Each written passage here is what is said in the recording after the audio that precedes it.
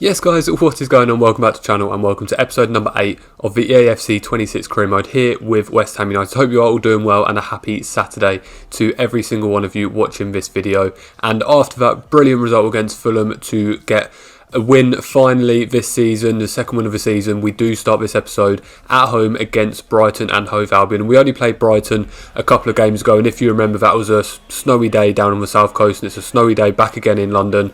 And if you do remember that game, we did actually draw that game 3-3, a mental game, and we did obviously concede the last minute equaliser to Brighton in that game. So if it's anything to go by, this game is going to be a crazy one, and trust me, you want to stick around and watch this one because there's a lot of goals in this game. And as I say, with that previous result against Brighton, we knew this wasn't going to be an easy game, and it was Brighton who got off to a better start. Just 3.5 minutes in, Yakuba Minter gets down past Max Kilman on that left hand side, and Yakuba Minter smashes the ball past Hermansen to give Brighton a really early lead just 4 minutes into the game, and Brighton are already 1-0 up. Their fans that have travelled up to London absolutely buzzing with that one in the snow, but it didn't last for too long because pretty much straight from kickoff, we're now only 6 minutes into the game. Somerville gets the ball on the right hand side, pings one in, and Jarrod Bowen gets there. He's done that a couple of times this season, leapt above his defender and directed his header towards the goal past Bart Verbruggen in the Brighton goal, and gets his first of the game and his 10th goal of the season in just 19 appearances, so averaging more than one every 2 games. So really good form shown here from Jarrod Bowen, and it's not long before he gets his second of the game, smashes one in after picking the ball up from Paqueta, and gets his second goal of the game at just 11 minutes in, and his 11th goal of the season to give us a lead. Hopefully we can hold on to this one for a little bit longer than we have done in previous games, but it didn't last too long and the goals just kept flowing in. 14 minutes in now, Jorginho Ruta gets it inside the box and just lifts that one over Hermansen in the West Ham goal to make it 2-2 inside just 14 minutes. But the game started to settle down a little bit after the crazy start, but about 25 minutes in, Somerville's the one who picks the ball up, gets it onto his left foot, and he slots one past Verbruggen into that bottom corner. So we're only 25 minutes into the game, there's already been 5 goals, and we are 3-2 up. So we conceded, after going 2-1 up, we conceded the equaliser pretty much straight away, and hopefully we can hold on to this one a little bit longer than we did in that one. And we did manage to be fair. About 10 minutes after that goal, we did get a really good chance here from Jarrod Bowen, another header from him after a cross by Somerville, but this time kept out by the Brighton goalkeeper. And then from the resulting corner, as usual, James Ward-Prowse looking to swing one in on his right foot, finds El Hadj Malik Diouf, but it flicks off a defender and goes behind for another corner, which unfortunately came to nothing. And then just a couple of minutes after that, it's that man who scored Brighton's first goal, Yakuba Minter, breaks through the defence using his pace, gets a good shot, but Hermansen came out, spread himself wide and manages to make the block. And then just before half time, it's El Hadj Malik Diouf down the left hand side, finds Callum Wilson in the middle of the box, and Callum Wilson have an easy chance just to slot it into the goal to get his first of the game, 5th goal of the season, and give us a 2-goal lead going into half time at 4-2. But Brighton started really pressing then. It was Matoma with a really good opportunity there, and I thought he was going to bury that one, but fortunately for us, he did smash it wide of the post. And then we did decide to make a couple of changes, Fulkrug and Souček coming on for Wilson and Magassa, just to add a bit of fresh energy and also a bit of physicality in the team, and hopefully we could see out this victory. But Brighton carried on coming, they kept getting opportunities, and it fell to Minter. He gets his second goal of the game, similar to Callum Wilson's one in the sense of just ball across the box, and Yakuba Minter was there just to steer that one goalwards and bring the scores back to 4-3. But we were going to obviously keep having opportunities. Bowen with another good chance, saved by Bart Verbruggen in the Brighton goal, and then just about 10-15 minutes before the end, Max de Kuiper gets a free kick on the edge of the box and absolutely arrows one into that top corner. Nothing Hermansen could do in our goal about that one. And from 4-2 up at half time, we have been pegged back to 4-4. And with just 10 minutes left of the game, this one could be anyone's. But Brighton have a best opportunity. Yakuba Minter does get fouled, but he picks the ball up. Hermansen comes out, Minter lifts it over him, and Minter gives Brighton a 5-4 lead with just 5 minutes left of the game. And like I say, we were 4-2 up at half time. So to concede these 3 goals in the second half and be 5-4 down in this game was not good at all from a team. And then we did get the final opportunity. Paqueta swings a corner in. Bowen with a good chance with another header from him, but unfortunately it just goes wide of the post to stay out the back of the net and keep the scores at 5-4. And at this stage we knew the game was away from us. We knew there wasn't time for us to get anything back from this game, and the referee does blow his full-time whistle, and unfortunately we do lose 5-4. A crazy game from Brighton at the Amex Stadium. We've topped that one, and we've had an even crazier game here. 9 goals in this one. Yakuba Minter getting 3 of them, and we do unfortunately lose 5-4. But we go into the January transfer window after that game, and we do get confirmation of a departure we knew were happening. Guido Rodriguez, Irving, Fabianski, all on permanent deals leaving the club, and also Marshall, obviously he agreed a short-term loan deal to Inter Miami, so he is off to America to start that journey for him. And then we do get a message from Callum Wilson saying he wants to talk about his contract situation. Only 6 months left. He is free to negotiate with other teams now, so we do go into those negotiations with Callum Wilson to see if we can tie him to a little bit of a deal. It's not going to be a long-term one. He is obviously aging,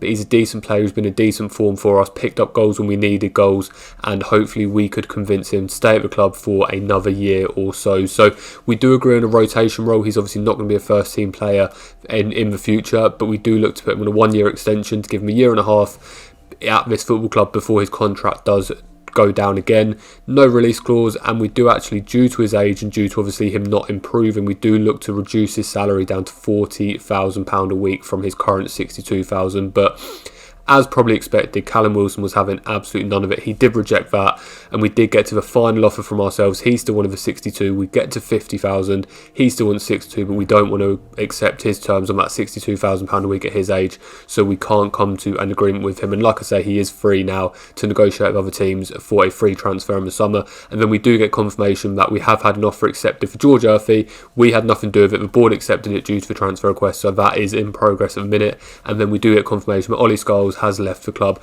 to join Stuttgart on loan. And then we got a big, it's not big in terms of monetary value, but a big offer for Alphonse Areola from a Spanish team, Sevilla. They have offered just shy of £5 million, £4.7 million for the 32-year-old goalkeeper. But we knew that we wanted more than that. We went in with an initial 6, which they weren't having at all. They stuck to their £4.7 million.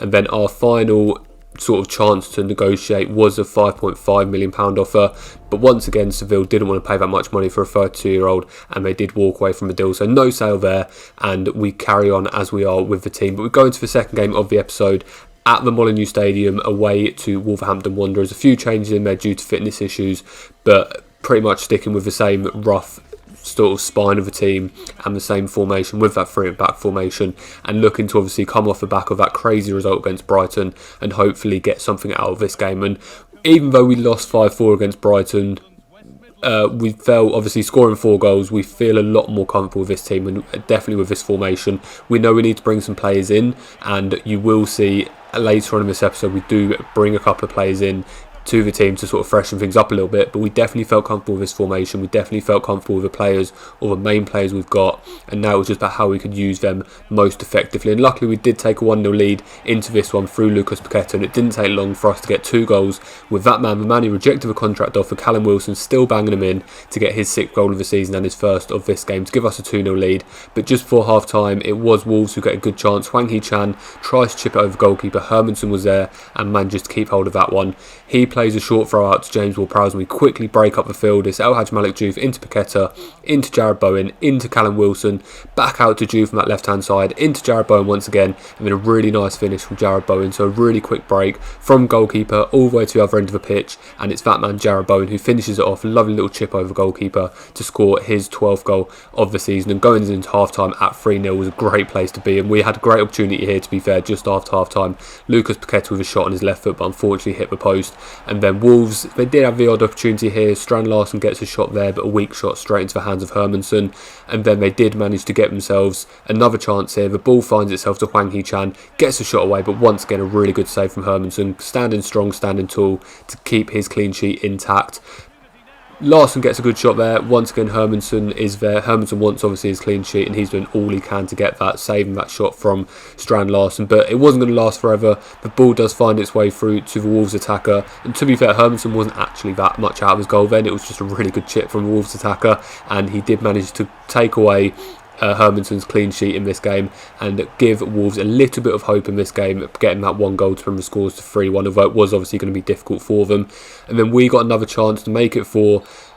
Wilson into the box, gets bundled over by Agbadou, the Wolves defender, and the referee blows his whistle and points straight to the spot and had no hesitation about giving that penalty. You can just see there, well, we didn't see the replay, but you can see it obviously the highlight from it. It was just a little bit of a clumsy challenge from the Wolves defender, and it's James Ward-Prowse who gets the opportunity, looks to put it past Jose Sa, the Wolves goal, but unfortunately the big Portuguese manages to put an outstretched arm and keep that ball out the back of the net to keep the scores at 3-1 with just 5 minutes left. And Jarrod Bowen gets a really good opportunity here, but it's Jose Sa once again picking that ball out and saving it and pushing it behind for a corner. But dying seconds, Wolves did manage to get a second goal, and it is the same attacker for them, Arakadar, who gets the second goal for them, his second goal of the game and Wolves' second goal of the game. But luckily for us, it was too little too late for Wolverhampton Wanderers, and we were going to win this game 3-2. That was in pretty much the last kick of the game, to be fair, and then straight from kickoff the referee blows the whistle and we do come away with a 3-2 victory. So like I say, obviously we lost that game against Brighton but felt more comfortable in that game, and now we're really starting to pick up the results. Although 3-2 is not a great scoreline, we're starting to pick up the results. But we did get a message after that, Areola saying that he wants more game time. Obviously we've had the negotiations with Seville which didn't go anywhere, and we say to him we rely on him, but ultimately if we get a good enough offer we will potentially let him go. But now it's time for our first signing, and who is it? It's Mikel Arteta coming into our office to discuss none other than the defender Ben White. Great player, to be fair. You can see there, 83 rated, 28 years old, but he's not, and I'm basing this purely based on real life more than anything, not really getting the game time. Jurrien Timber's getting that right back role at the minute for Arsenal, never displacing the centre backs or anything like that. And we do eventually, after a bit of back and forth, we agree a deal of just over £31 million to bring him to the London Stadium and bring him across London to West Ham United. So it was just all about the player negotiations at this point. We agree he's going to be a crucial player, probably one of our best alongside Jarrod Bowen and Paqueta. We agree a 3-year contract which will take him to 31 years old, and we do offer him a deal of £120,000 a week, so slightly lower on what he's on at Arsenal, and we do sort of look to offer him a £1 million signing bonus on top of that as well, which he was more than happy to take, and we were more than happy to bring in Ben White to West Ham United Football Club. Like I say, really good player, been a bit ousted at Arsenal at the minute through injuries and things like that, and hasn't been able to get the game time he probably wants. So we thought he was a good player. He could be the star player here at West Ham United, especially in that defensive area. He could be the star defender, and he will absolutely improve our squad as a whole. And then just looking obviously the figures, £31.2 million transfer fee, like I said, £120,000 a week for him. We got given a price rating of a C from EAFC, and that was just due to, obviously it was saying we could potentially have got him for 27 million, but I think we were more than happy getting him for the price we did. He's played 13 games in the league this season for Arsenal, 1 goal for him and 2 clean sheets, and we do actually, he comes into the game as a right back,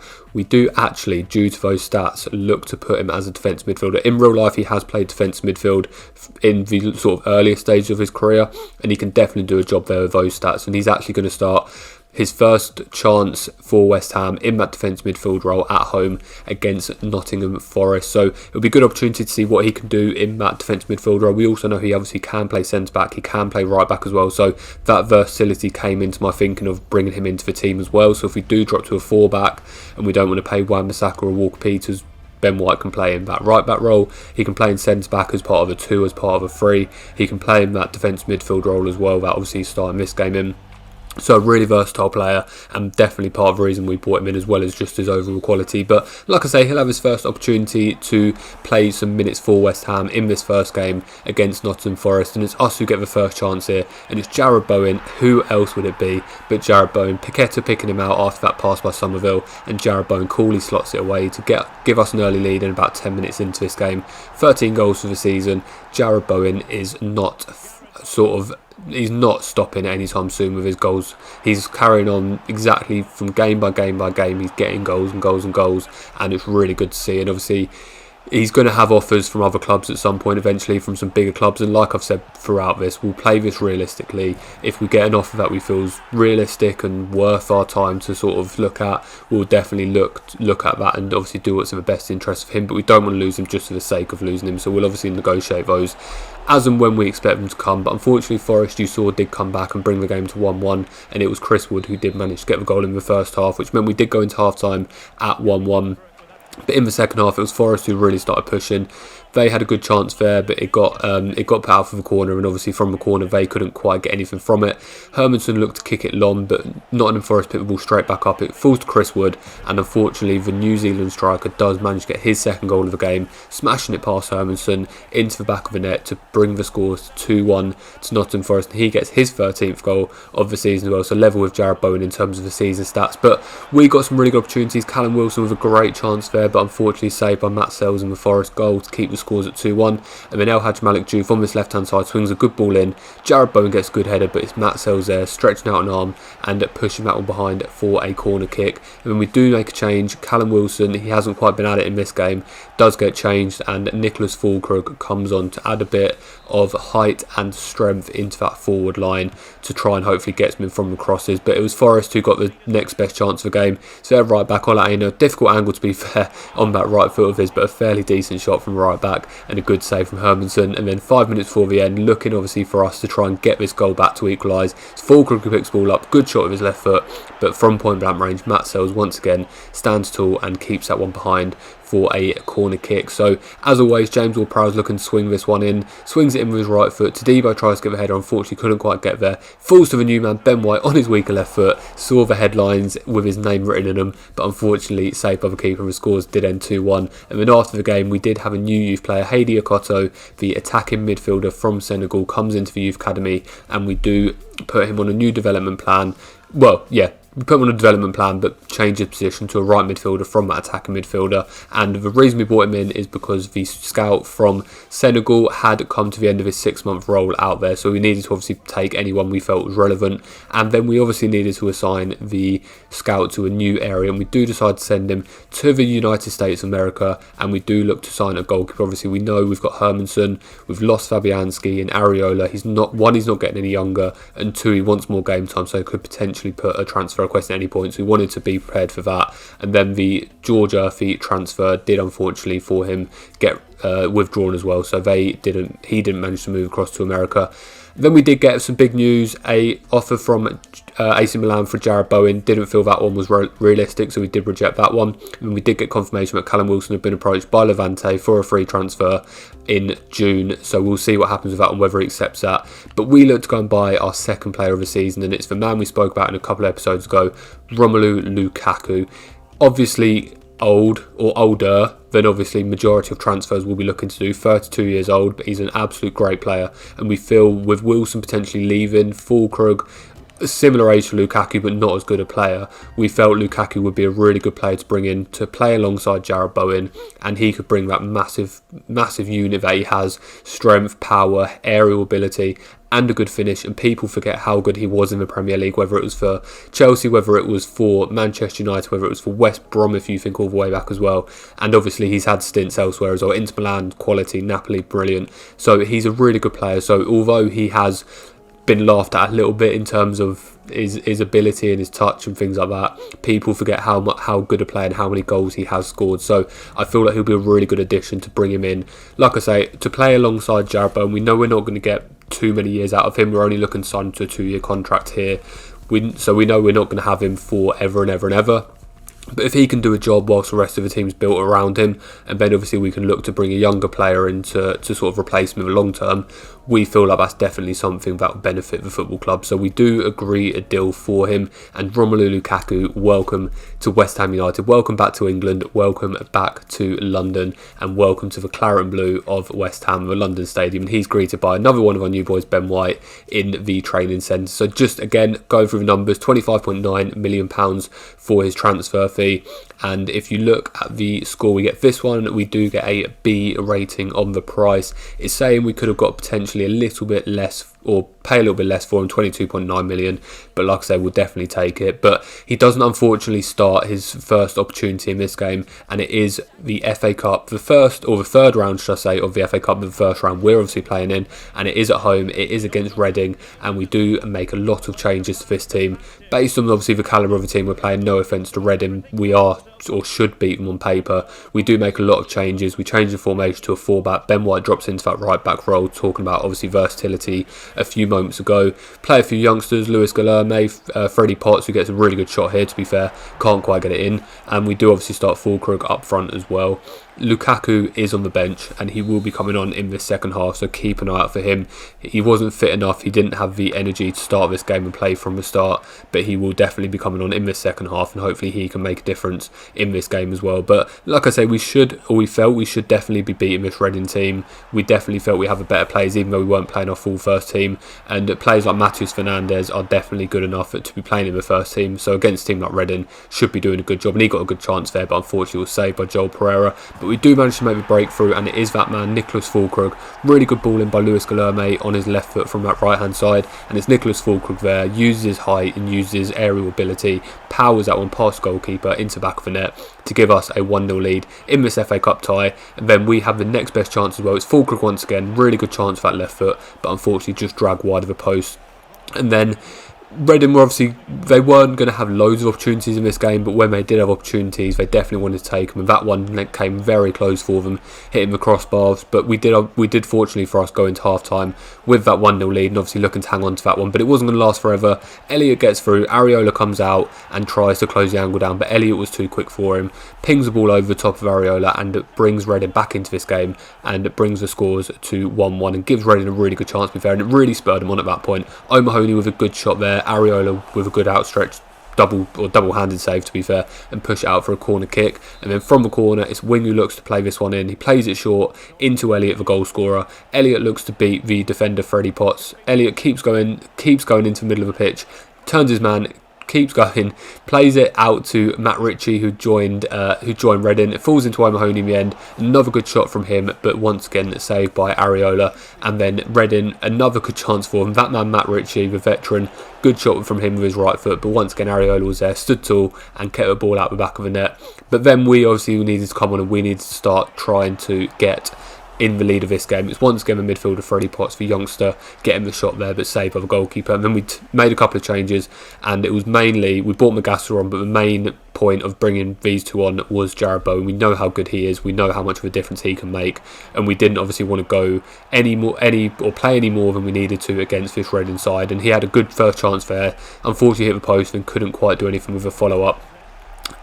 And then it was a big man, Füllkrug coming off for goal scorer, really good game for him. And then Lukaku will come on to get his first 10 minutes at the London Stadium in front of his home crowd in a West Ham shirt, and hopefully he can make a difference and hopefully bring us back after we are currently 1-0 down. He gets his first chance here from the Reading corner. He picks the ball up. He knows he hasn't got the pace at the minute, or any more should I say, to obviously run at these defenders, but he holds the ball up well, plays in Jarrod Bowen, and who else would score that goal but Jarrod Bowen? So Jarrod Bowen coming on as a substitute, and he manages to get the goal as we hoped he would have, and Romelu Lukaku was involved. So we know that these two are going to play up front together for the second half of the season, and those two already linking up well. Lukaku with the assist, Bowen with a goal, and hopefully that can continue long into the future. And luckily that was that for this game, and we did manage to come away with the win, and we are through to the next round of the FA Cup. The West Ham fans over celebrating there, I feel, a little bit, seeing as we have only beaten Reading 2-1, and it is only the third round of the FA Cup, but whatever they want to celebrate, fair play to them. So we'll definitely take that one to get us through. We did try to get George Urfi after that transfer was rejected to see if we could discuss a new contract with him. Still not having it at all, unfortunately, so we'll see what happens with that saga. But I hope you have all enjoyed this episode, a little bit of a longer one, so drop a comment if you had made it all the way to the end. But as always, thank you all for the support, as you always show, and if you have made it to the end, please like and subscribe, and I will see you in the next one. Take care of yourselves, bye bye.